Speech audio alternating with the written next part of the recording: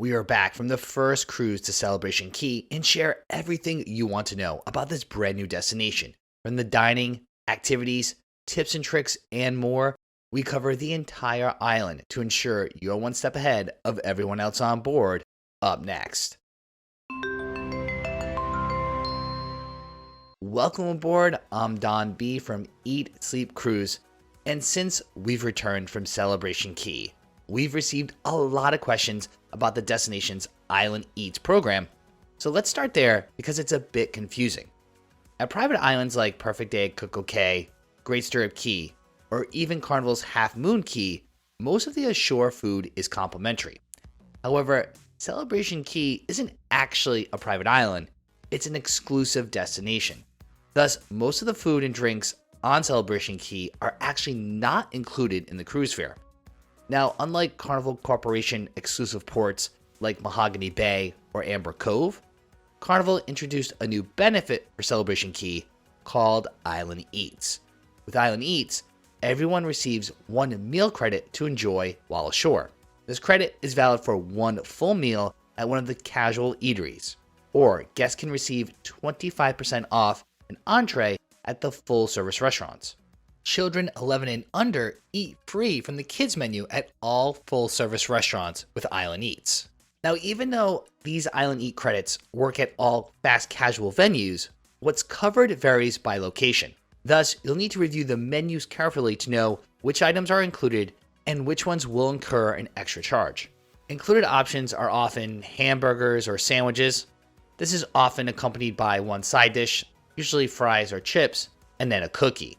While we had no issues using our credits, we did observe several guests experiencing difficulties redeeming their Island Eats for the included options. It's important to know that the credits for all stateroom members are linked. So in theory, one cabin mate could use all of them. So your kids could literally eat everyone's lunch, meaning mom and dad could be stuck paying for food. One big miss is that the meal credit does not include a drink. The only complimentary beverages available on Celebration Key are water. Self-service water refill stations are next to the lagoons and food trucks, but there are no other included drinks like iced tea or lemonade like you find on most private cruise line destinations. As I mentioned, we had no issues with our Island Eats. For instance, we redeemed one credit for the boneless chicken tenders meal at Foul Play. But if we want to order something else from the menu, say the loaded nachos, it would have been an additional $11.25 plus the 18% gratuity and local VAT. While we're sure the vendors will work out the kinks, it did also take 20 plus minutes to receive our food items, even though the food truck was not busy at all. So it could be pretty time consuming if you'd like to make additional purchases from multiple food trucks for your travel party. Celebration Key is home to the two largest freshwater lagoons in the Caribbean, divided into two distinct portals. There's the adult-friendly Calypso Lagoon on the west side and the family-focused Starfish Lagoon on the east side. Splitting the two sections of this pool is the iconic 10-story Suncastle. Along with being Celebration Key's signature landmark, it's also home to the destination's most thrilling attraction, the dual racing water slides, which twist and turn over 350 feet. These slides do have a cover charge of $14.99 per person for an all-day pass. Now, coffee lovers won't want to miss the Suncastle Grounds coffee, which is actually at the base of this landmark in Lanano Cove. Here, guests can grab a latte or a cold brew, along with bohemian patties or dessert. However, Island Eats is not redeemable at the coffee shop, so you will be paying out of pocket if you want to try one of those food items or grab a cup of coffee. While we knew the pools were going to be large, we were still not prepared for how massive the lagoons really were. In fact, the Starfish Lagoon pool alone dwarfs Royal Caribbean's Oasis Lagoon. That pool on Perfect Day at Coco Cay used to hold the title as the largest freshwater pool in the Caribbean. Now, Celebration Key's combined freshwater lagoons are close to 8 times the size of the competition. So whether you want a lively Caribbean vibe with DJ music or a more serene day wading in the shallows, Celebration Key has you covered. Surrounding the lagoons on each side are a variety of lounge chairs and umbrellas, which are available for use on a first-come, first-served basis. Many of the loungers closest to the Arrivals Plaza were filled with fellow cruisers by early in the day. However, within a 5-minute walk, there were plenty of empty chairs. Likewise, the pool area near the long neck swim up bar in the adults only section was packed most of the day. Still, there was plenty of other pool space to call your own. While technically the western section of Calypso Lagoon is supposed to be 18 plus, we didn't see any enforcement besides some signage, and there were families there throughout the day. Although, what did surprise us was that there weren't more kid-focused water features. The Guppy Grotto splash pad and wading pool were relatively small, especially given the behemoth size of the rest of the pool area. When compared to Disney Cruise Line or even Royal Caribbean private destinations, we would have expected a family-focused cruise line like Carnival to have a more expansive space for the youngest cruisers. A variety of cabanas and villas are available to rent in both lagoons, including standard cabanas, aqua cabanas, and over-the-lagoon cabanas, name a few, ranging from $450 to $900.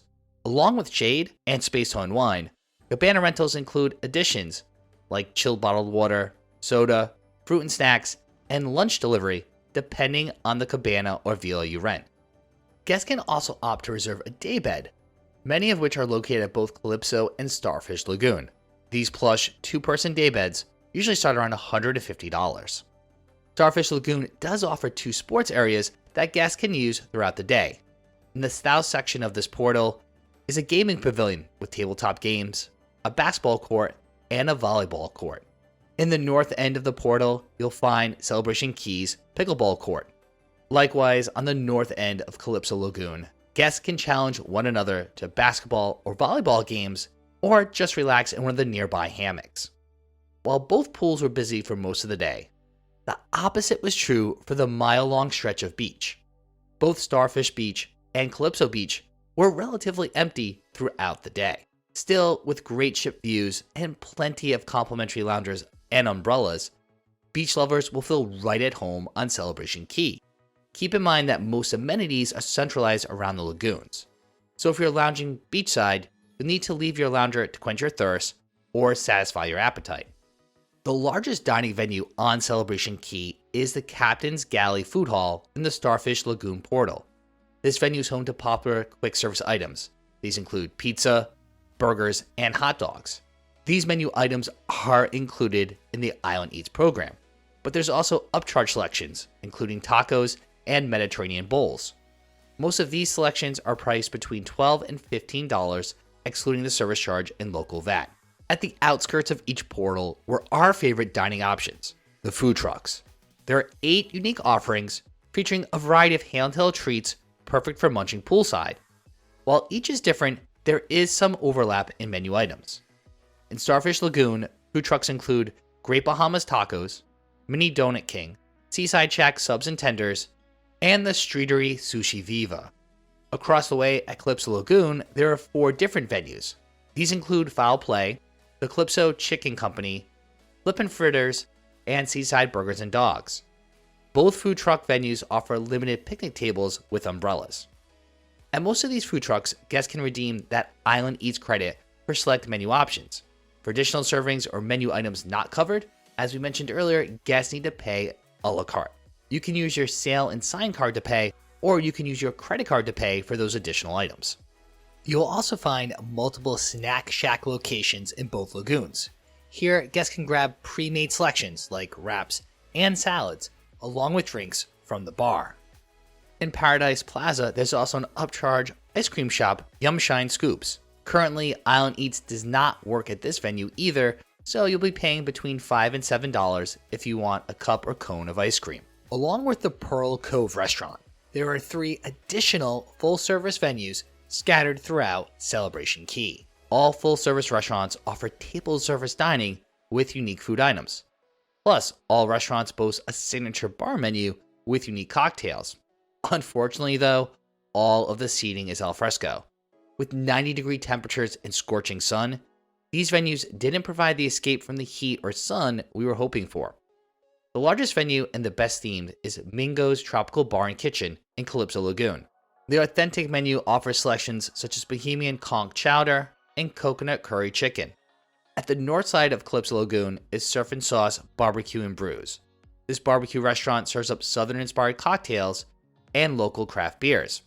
Along with sandwiches, guests can opt for the barbecue sharing platters, which include various meats and side dishes.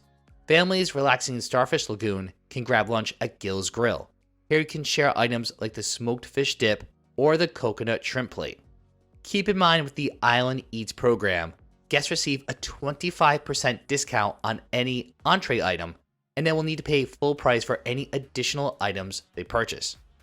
Along with the bars at the full-service restaurants, there's also a variety of watering holes throughout Celebration Key, so you'll never have to venture too far to grab a drink. Many of the bars, like the Lagoon Bar East, Lagoon Bar West, and Shoalmates Island Bar, serve a standard menu. Featured drinks include classics like a mojito or a margarita. There's also a selection of local beers and wine. Perhaps the most Instagrammable bar is the Sunshine Swings Bar. This bar is located in Calypso Lagoon, a few steps from the Suncastle. With a signature cocktail menu featuring concoctions like the Bahama Mama, this open-air bar boasts dozens of swings over both water and land. Party people want to grab one of the 160-plus in-water seats at the largest swim-up bar in the world, Long Neck Swim-Up Bar, located next to Mingo's and the DJ Island. Or those who want something a bit less rowdy can still enjoy an in-water libation at Parrotfish Swim-Up Bar, located next to the Captain's Galley Food Hall in Starfish Lagoon. Now keep in mind, the cruise line's Cheers package does not work on Celebration Key, so guests will be paying full price for all beverages at all bars. For the most part, cocktails were priced around $13, with beers and wine somewhere between $8 and $11. While there is plenty of beach and pool space available on Celebration Key that won't cost you anything, the Pearl Cove Beach Club offers a more secluded and luxurious option. Reserved for guests 18 and older, this private beach club is the largest of any cruise line destination. It boasts its own 11,000 square foot infinity pool with a swim-up bar and exclusive beach access with upgraded loungers. This unspoiled beach provides perfect views of the ship. There's also a full-service restaurant, aptly named Pearl Cove Beach Club Restaurant and Bar, offering upscale menu items such as grilled calamari and seafood pasta. Unlike Royal Caribbean's 18-plus Hideaway Beach Club, Pearl Cove is a relaxed and chill spot with plenty of space to spread out and unwind. It's more similar to Royal Caribbean's Cocoa Beach Club, but Pearl Cove is larger and strictly adults only. Carnival Cruise Line offers 3 different packages for guests to enjoy Pearl Cove. The lowest entry point provides access only, while the most expensive option is an all-inclusive pass that includes 10 alcoholic drinks and food at the restaurant. There are also cabanas available for those who wish to upgrade their stay even further. We spent the morning touring Pearl Cove and both remarked how much we liked the setup, the infinity pool, and the peaceful vibes. While we had plans to return to Pearl Cove later in the day, we never made it back. When we return to Celebration Key again, we would certainly consider purchasing passes to escape the crowds and kids. Now, shoppers don't have to worry, as Lanano Cove is the retail portal on Celebration Key and features a variety of stores you find in every Caribbean island, like an Effie store or Caraloha. It's also home to the Island Treasures, which is a logo shop on Celebration Key. There's also an artisan market selling local Bahamian products. Lanano Cove is also the shore excursions departure point and the exit to local taxis and car rentals. Unlike other cruise line private islands, you don't need to stay at Celebration Key. You can actually leave and explore the rest of Grand Bahama Island. Just make sure you return in time for your ships all aboard. Right now, Carnival's Celebration Key has a pier that can berth 2 ships, with future plans of adding additional berths, making it possible for up to 4 ships to dock at Celebration Key at one time. The walk from ship to Paradise Plaza is a short 5 to 10 minute walk, or you can take the available trams. Once you make your way down the pier, guests can walk through portals or utilize the tram loops. Each portal boasts paved walkways with plenty of signage, and we found it extremely easy to navigate the perimeter on foot. Further, it was simple to find our way into some of the alcoves, which are home to various cabanas and clusters of loungers and umbrellas that remained mostly empty throughout the day. If you had limited mobility or just prefer not to walk, there are 2 tram routes. One tram takes guests from Starfish Lagoon to the north end of Lanano Cove with 5 stops. Likewise, at Calypso Lagoon, the tram takes guests to Pearl Cove, along with 3 additional stops ending at Lanano Cove. Unlike some other cruise line private destinations, the layout of Celebration Key is intuitive. This makes it easy for guests to access all the amenities. While most of the restaurants and bars are located around the lagoon pools, those lounging on the beach still don't have to go too far. Celebration Key is a vibrant, exciting, and overall fun pool or beach day.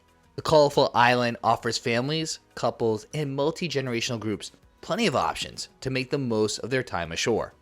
Similar to more recent cruise line destinations, Carnival's Celebration Key features authentic Bohemian touches, with locally inspired food and drink menus, as well as craft market and local art, not to mention live music, authentic Bohemian celebrations, and a Junkanoo rush that happens twice a day. Celebration Key merges the spirit of Carnival Cruise Line and the Bohemian people. Now, if you don't already have a Carnival cruise booked going to Celebration Key, we're here to help. Now, Heidi and I are not travel advisors. That's why we've partnered with MEI Travel. They are the official travel partner of Eat, Sleep, Cruise. You can take advantage of MEI Travel's cruise deals and promotions by using our exclusive link down in the description. And of course, we have more great cruise advice for you right here on the channel. Whether you're new to cruising or new to Carnival Cruise Line, we have our exclusive guide of what's included on a Carnival cruise, plus what will cost you extra. In that video, we detail all the inclusions that are covered in your cruise fare, plus all the additional costs and hidden fees the cruise line doesn't tell you about. That way, you'll know exactly how much your Carnival cruise will really cost, and you won't return home with sticker shock.